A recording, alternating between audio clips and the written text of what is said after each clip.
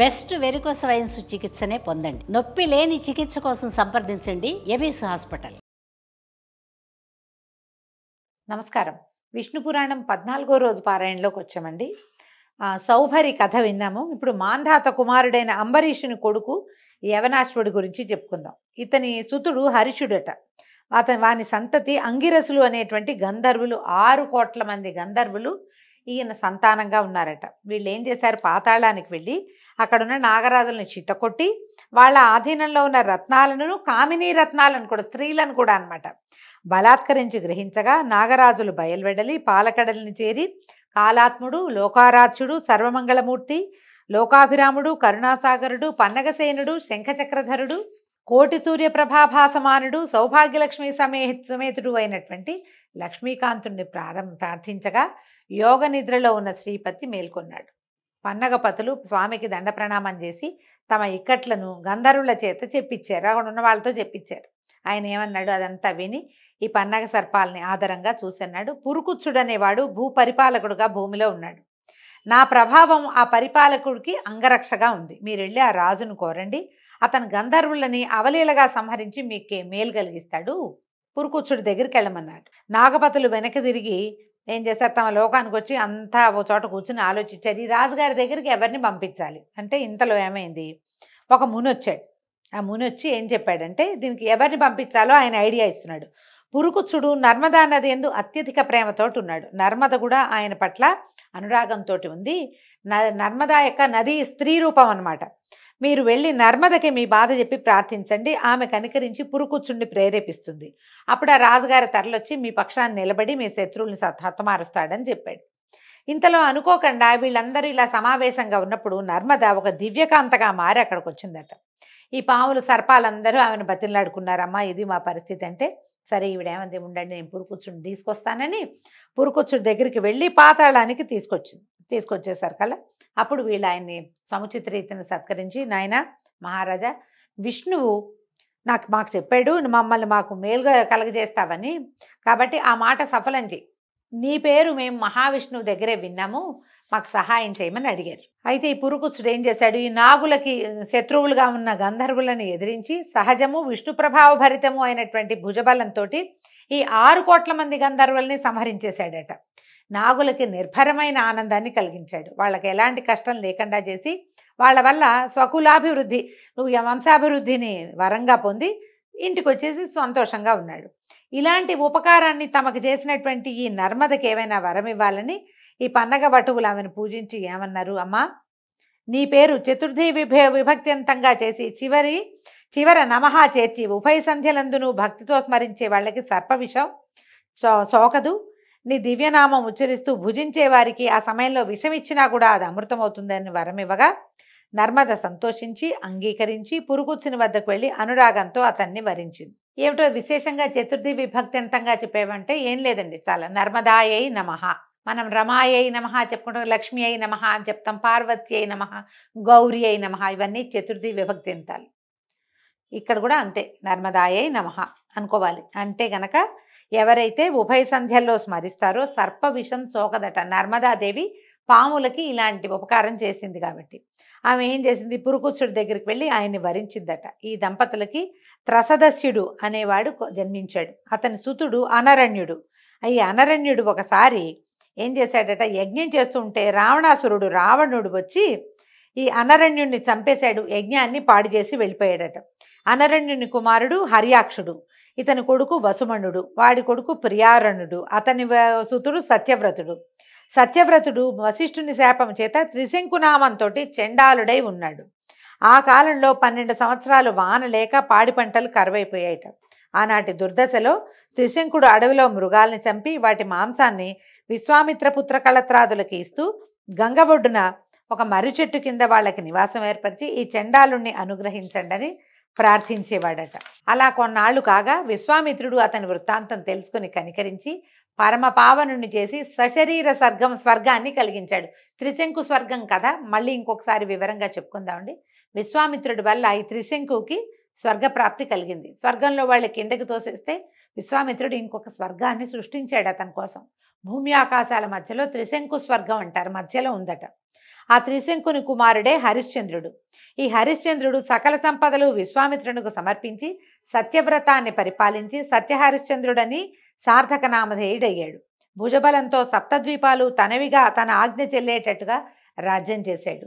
సాక్షాత్తు శ్రీహరిలాగా చిరకాలము సర్వసమృద్ధిగా భూమిని పరిపాలించాడు. రాజసూయ అశ్వమేధ యజ్ఞాలు నిర్విఘ్నంగా ఎన్నో చేశాడట. అంతమందు దేవలోకంలో ఇంద్రుని సింహాసనానికి పక్కనే దివ్య సింహాసనాసీనుడయ్యాడు. ధర్మానికి హరిశ్చంద్రుడు పురుష రూపంగా ఉన్నాడు. మనం ఎందరో రాజుల కథలు చెప్పుకున్నాం. హరిశ్చంద్ర ప్రఖ్యాతమైన గాథ అందులో. ఈ హరిశ్చంద్రుని కుమారుడు లోహితాశ్వుడు, అతని కొడుకు హరిషుడు, హరిషుని కొడుకు చంచుడు, వాని కొడుకులు విజయుడు వసుదేవుడు అని ఇద్దరు. విజయుని కొడుకు రురుడు, అతని కొడుకు వృకుడు, వాని తనయువు బాహుడు. బాహుడు రాజ్యపాలన చేస్తుండగా హైహైలు ఆకస్మికంగా వచ్చి రాజ్యం ఆక్రమించుకోగా బాహుడు చేసేదేం లేక భార్యా సమేతుడై ఔర్వ మహాముని ఆశ్రమానికి వెళ్ళిపోయాడు. అయితే అతని భార్య నిండు గర్భిణిగా ఉందట. ఒకనాడు ఆ ఇల్లాలకి ఏంటంటే కష్టం వచ్చింది. ఒక భార్య తాలూకు సవిత అంటే రెండో భార్య. ఆవిడకి ఏమనిపించేది, తనకి సంతతి లేదనే విచారము, సవతికి సంతతి కలుగుతుందనే కోపము ఏకం కాగా ఈ విషం పెట్టిందట. సవితికి విషం పెట్టేసరికల్లా ఆ గర్భం స్తంభించిపోయి ఉండిపోయిందట. అలా 7 సంవత్సరాలు అయింది. 7 సంవత్సరాలు అయిన తర్వాత ఈ బాహుడు పరలోక గతుడయ్యాడు. గర్భం అట్లాగే ఉండిపోయిందట. అంతట గర్భవతి అయిన పట్టమహిషి భర్తతో సహగమనం చేయటానికి సన్నద్ధురాలై చితి దగ్గరికి చేరేసరికి ఆవిడ కూడా సహగమనం చేద్దామనుకుంది. 3 కాలాలు తెలిసిన మహాముని అయినటువంటి ఔర్వుడు ఆశ్రమంలో నుంచి బయటకు వచ్చి ఏం చెప్పాడట, పట్టమహిషిని బారించాడట. అమ్మా, నువ్వు చితిలో ప్రవేశించకు. నీ కడుపులో ఉన్న బిడ్డ అసమాన బలపరాక్రమాలు కల వీరుడై విరోధి యముడై భాస్కర సమతేజుడై రాణిస్తూ ఏకఛత్రాధిపత్యంగా భూమిని పరిపాలిస్తాడు. ఎన్నో యజ్ఞాలు దేవతలకు నరులకు సంతుష్టిగా చేస్తాడమ్మా. చక్రవర్తి అవుతాడు. బలిష్ఠులైన కొడుకులు మిక్కిలిగా కలవాడవుతాడు. ఈ సాహసాన్ని విడిచి ధైర్యంగా ఉండు అని చెప్పాడు. చెప్పేసరికల్లా ఈవిడేం చేసింది, ధైర్యంగా ఉండి భర్తకి పరలోక క్రియలు చేయవలసినవన్నీ చేసేసి ముని ఆశ్రమంలోనే ఉన్నది. అయితే కొన్ని దినాలకి గరముతో కొడుకుని కన్నది. ఆ విషంతో అలా బిగుసుకుపోయి ఉన్న పిండం మెల్లిగా శిశువుగా మారింది. అప్పుడు ఆ విషంతో కుమారుడు జన్మించాడట ఆమెకి. అయితే ఔర్వుడు అనే మహర్షి ఆ పిల్లవాడికి సగరుడు అంటే గరము అంటే గరళము తెలుసు కదా మనకి. గరళం అంటే విషం, గరము అన్నా కూడా విషమే. సగరుడు అని పేరు పెట్టాడట. అయితే పేరు పెట్టి జాతకర్మాది క్రియలు జరిపించి చెవులోపనయనాదులు, విద్యాభ్యాసము, శాస్త్రము, అస్త్రశస్త్రాదులు అన్నిటికీ సంబంధించిన శిక్షణ, ఎన్నో విద్యలు నేర్పించాడు. అయితే ఏమైంది, ఒకనాడు సగరుడు తల్లి దగ్గరికి వచ్చి అడిగాడట, అడవుల్లో ఉండటం ఎందుకమ్మా మనకి, మనం ఇక్కడ ఎందుకున్నావు, మా తండ్రి ఎక్కడున్నాడు అని అడిగితే అప్పుడు ఏం చెప్పేది, నాయన హైహైలు మూకమ్మడిగా వచ్చి పోరాడి మీ తండ్రిని అడవులకి పారదోలారు. తర్వాత సవితి మీ పింతల్లి నాకు విషం పెట్టింది. మీ నాన్నేమో ఇలా పరలోకగతుడు అయ్యాడు.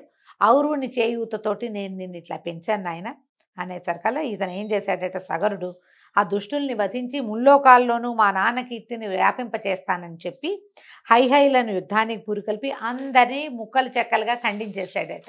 అయితే ఈ సగరుడి బలపరాక్రమాలు, ఈ పరాక్రమాన్ని చూసి శక యవన కాంభోజాదులు బెదిరి పారిపోయి వశిష్ఠుని దగ్గరికి చేరారట. వశిష్ఠుడు ఆలోచించి వాళ్ళని కులాచారాలు విడిచి గతి తప్పిన వారిగా, బతికున్న చచ్చిన వారిగా చేసి సగరుడి దగ్గరికి వెళ్ళాట.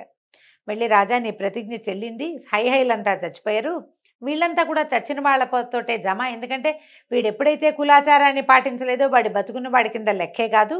నీకు భయపడి ప్రాణరక్షణ కోరుతూ నా శరణు వచ్చారు. శరణన్న వాళ్ళని కాపాడాలి. నేను మీ వంశీయుల కులగురువుని, ముందు నుంచి నా మాట మన్నించాలంటే సరే ఆయనకు ఒప్పుకొని ఏం చేశాడట, ఆ రాజుల్ని విడిచేసి మీ స్థానాల పోండి, మీ రాజ్యాలు మీరు పరిపాలించండి అని పంపించేశాడు. అప్పటి నుంచి యవనులు బోడి తల్లల వాళ్ళు, యవనులకి నెత్తి మీద జుట్టు లేదట. శకులు సగం బోడి తల్లట. పారదులు విరబోసిన జుట్టు కలిగిన వాళ్ళు, ప్లవులు మీసాలు గడ్డాల వారు, కాంభోజులు అధ్యయనం లేని వారు అయ్యి ఈ కులాలు అంటే వీళ్ళందరూ మనవాళ్లే. శకులు, యవనులు, కాంభోజులు వీళ్ళంతా కూడా భూమి మీద మనతో పాటు ఉన్నవాళ్లే. వీళ్ళని ఇట్లా విడిచిపుచ్చటం వల్లే ఇలాంటి ఇవి వచ్చినాయన్నమాట, పద్ధతులు వచ్చాయన్నమాట. వాళ్ళకి తమ తమ కులాచారాలు విడిచి బ్రాహ్మణులకు దూరమై మ్లేచ్ఛులయ్యారు. ముందంతా వీళ్ళు ఇదే వంశాలకు చెందిన వాళ్ళు, సూర్యవంశానికి చెందిన వాళ్ళు, చంద్రవంశానికి చెందిన వాళ్ళే మొదట. ఇలాగ సగరుడు తండ్రి శత్రువులను దునుమాడి తన నగరానికి వచ్చి అభిషిక్తుడై 7 దేవులకు అంటే సప్త ద్వీపాలకి ఏకంగా ఉన్నటువంటి వసుంధరని పరిపాలించి చాలా అద్భుతమైన చరిత్ర కలిగిన వాడై ఉన్నాడు. వినతా కశ్యపుల కుమార్తె అయినటువంటి సుమతిని, విదర్భ రాజపుత్రికైన సుకేసిని పెండ్లాడి రాజ్యభోగాలు అనుభవిస్తూ హాయిగా ఉన్నాడు. ఉన్న తర్వాత పుత్రకాంక్షతోటి భార్యల కోసం ఔరువుని దగ్గరికి వెళ్ళి ఆయన చెప్పాడట, నాకు కుమారులు కావాలని కోరుకునేసరికల్లా ఆయన ఏం చేశాట, ఒక భార్యకేమో వంశవర్ధనుడైన కుమారుడు, ఇంకొకటికి 60 మంది కుమారులు కలుగుతారని చెప్పాడట.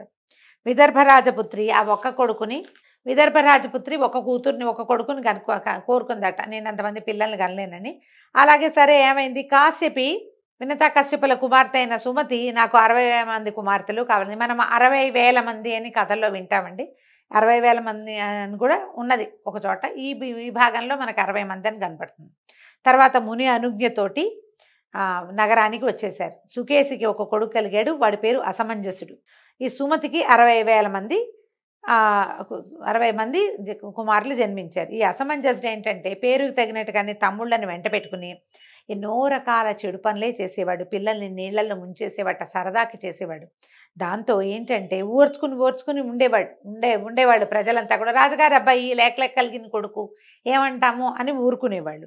అయితే అతను అసమంజసుడు యువకుడు అయ్యాక కూడా అతని దుర్మార్గం, చిన్నతనంలో బాల్యచేష్టలు కాదు, పెద్దవాడయ్యాక కూడా అలాగే క్రూరమైన దుర్మార్గమైన విపరీతమైన ప్రవర్తన కలిగి ఉండేవాడు.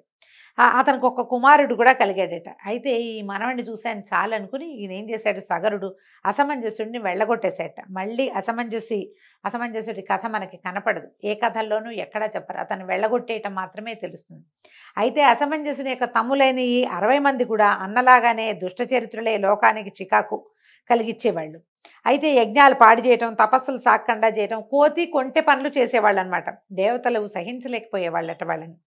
అయితే ఏమన్నారు, వీళ్ళు వెళ్ళి విష్ణుమూర్తికి చెప్పారట, నీ అంశతోటి జన్మించినటువంటి మహాతపస్వి కపిలుడు విష్ణుమూర్తి యొక్క అంశతోటి జన్మించాడు, ఆయన దగ్గరికి వెళ్ళారు. ముందు విష్ణువు దగ్గరికి వెళ్ళి మాకు ఏదైనా మార్గం చెప్పమంటే ఆయన కపిలుడి దగ్గరికి వెళ్ళమన్నాడు. కపిలుడి దగ్గరికి వెళ్ళి ఇలాగా సగరుని కొడుకుల దుష్ప్రవర్తన, వాళ్ళు ఎట్లా ప్రవర్తిస్తారు, యజ్ఞయాగాదులు ఎట్లా పాడు చేస్తున్నారు, దేవతల అంశభాగాల్ని రానివ్వకుండా ఎట్లా చేస్తున్నారు చెప్పాము. నువ్వు పద్మాక్షుడివి, భగవంతుని అంశతోటి జన్మించిన వాడివి కాబట్టి వీళ్ళ ఆటలు ఇట్లాగే సాగనిస్తే క్రమంగా యజ్ఞవ్యాగం అనేది నశించిపోతే మేమేం చేయాలి, ఈ కథ ఫినిష్ చేసేద్దాం. అయితే ఇట్లా చెప్పేసరికల్లా కపిల మహాముని ఆయన తపస్సు చేసుకుంటున్నాడు. ఆయన ఏమన్నాడంటే, ఒకసారి పాపం పండితే వాళ్ళని మనం ఎవ్వరు ఏమీ చేయక్కర్లా, వాళ్ళ పాపానికి వాళ్ళే నాశనం అయిపోతారు. వాళ్ళు చేసినటువంటి పాప పుణ్య కర్మల ఫలితం వాళ్ళు అనుభవిస్తారు. కాబట్టి అచిరకాలంలో పాపకర్మలైన సగరనందనులు రూపుమాచిపోతారు, మీరు బాధపడకుండా వెళ్ళండి, వాళ్ళ కాలం సమీపిస్తుందని చెప్పి పంపించేశాడు. ఇంతలో ఏమైందట, సగరుడు ఇలా పిల్లలు విపరీత ప్రవర్తన కలిగి ఉన్నారు, వీళ్ళకి ఏదైనా సరైన పని పెట్టాలని అశ్వమేధ యాగం చేయటానికి దీక్ష పూని అశ్వ రక్షణ కోసం తన కుమారులను నియోగించారట. ఈ 60 మంది లేదా 60,000 మంది గుర్రం వెనకాల ప్రయాణం చేశారు.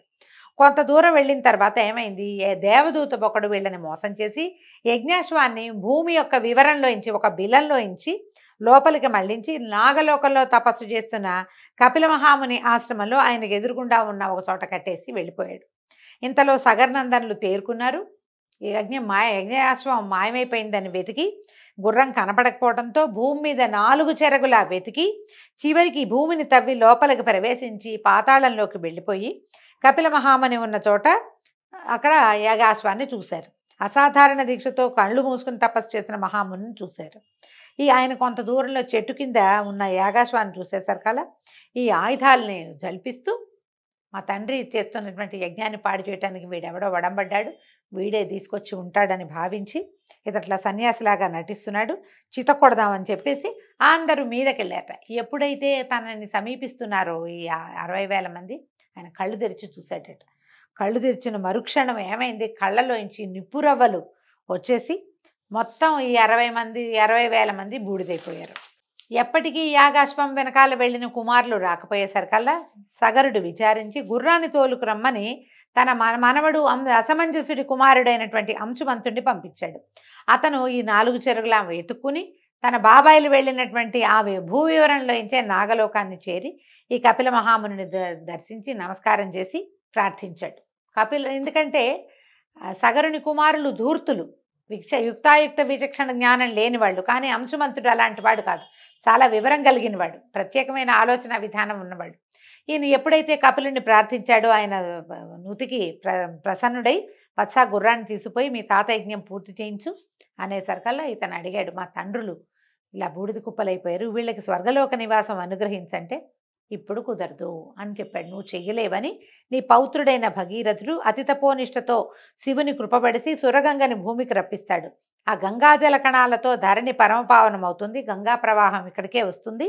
దాని తుంపర్ల చేత నీ తాతలు నీ తండ్రులు పవిత్రులై స్వర్గలోక వాసన అవుతారు. ఈ విష్ణుపాదం నుంచి పుట్టిన ఆ మహానది గాలి సోకినంతనే ఎలాంటి పాపాలైనా ఆ ఏటిలో కలిసిపోతాయి. ఆ పుణ్యనది జలాలలో స్నానం సకల పాపహారం. గంగాజలం ఒక్క కణమైనా సరే శరీరంలో ఏ ఒక భాగంలో పడినా కూడా మనిషి పాప విముక్తుడవుతాడు. నువ్వు గుర్రాన్ని తీసుకుపోనాయనా అని చెప్పేసరికి అంశమంతుడు గుర్రాన్ని తీసుకొచ్చేశాడు. తర్వాత యథావిధిగా అశ్వమేధం పూర్తి చేశారు. సగరతనయుల చేత రూపొందిన సముద్రునికి సాగరుడని పేరు వచ్చింది. ఈ భూవివరాన్ని ఎప్పుడైతే వీళ్ళు తవ్వేసరికల్లా అప్పుడు చిన్న జలపాయగా ఉండేటువంటి సముద్రము చాలా పెద్దదైందని చెప్తారండి. ఈ సగర వృత్తాంతంతో ఈరోజు భాగం పారాయణ పూర్తయిందండి. రేపు ఉదయం మళ్ళీ తర్వాతి భాగంలో కలుసుకుందాము. నమస్కారం.